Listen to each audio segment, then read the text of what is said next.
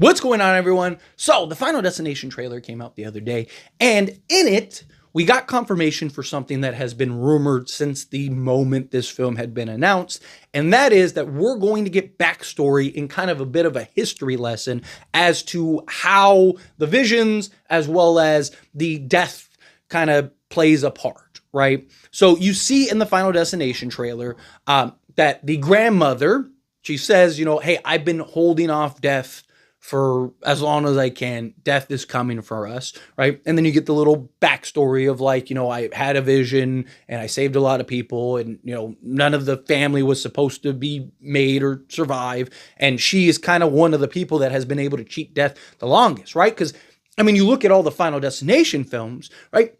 They usually cheat death at the end, but then at the very end is where they meet their demise.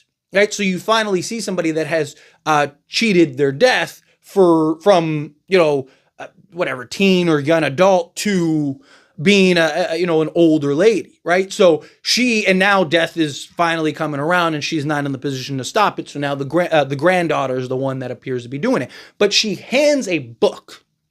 And that book, you see, has the Boeing and all these little details from past films. Well, supposedly, which now I think it's confirmed, right? Because everything's a rumor until it's actually confirmed or we see the movie. And it's oh, okay, yeah, that is the truth. But there was a lot of rumors going into this film and the announcement of this film that, hey, this is going to explain and give you a lot of insight into kind of the history and why death does what he does, and why the visions come to be. And we're also supposed to get a sort of backstory and information on Williams Bloodsworth, who is Tony Todd's character, which is something that I personally would like, something that I personally want to see, just because, I just think, rest in peace, Tony Todd.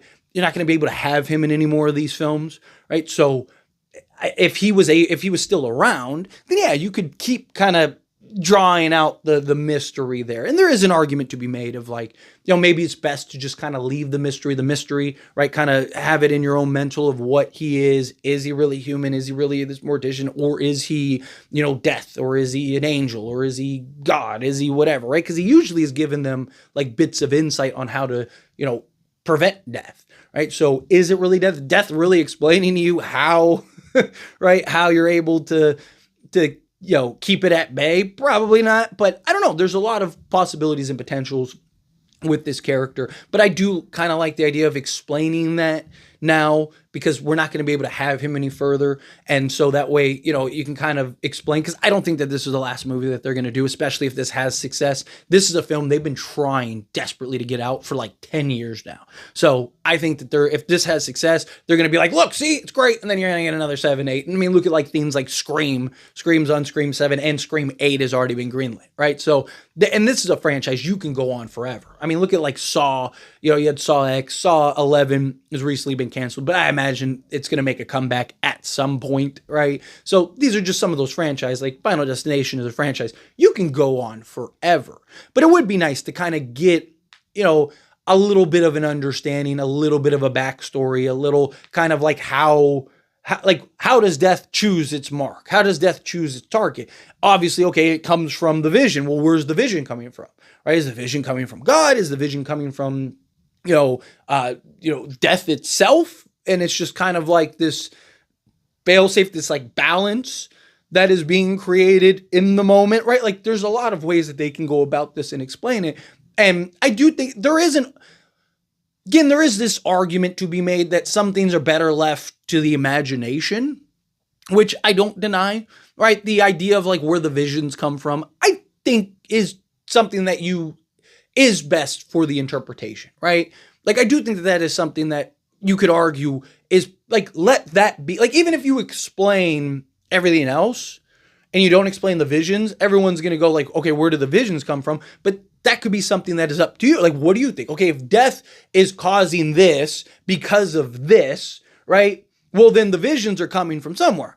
Okay, well, that's your belief type thing, right? That's your kind of ideology of what that could be, right? And that, I think, could be something interesting. I mean, you could even argue why death does what he does could be left to the imagination, right? I mean, it's death, right? Death comes for all of us at some point, right? And some people are able to cheat death. I mean, that's where the idea stems from, right? Think of how many people in real life through history have like cheated death. Like that was clear. They should have died, right? They fell out of a plane and walked away. Like, how does that happen, right? Like there's some people that just have cheated death in real life. I mean, you can make an argument every day we're cheating death, right? You guys remember the show 1,000 Ways to Die, right? Like, so anyway, like I do think we got the confirmation now that we are going to get the backstory and history on just everything. And clearly the grandmother has been taking notes and, keeping an eye on all the recent events, right? Like she did it when she was younger, had the same, she was probably like ground zero, it seems like, or, maybe they'll have like, oh, it dates back to, the beginning of time, but kind of seems like she's the inception of all the previous films.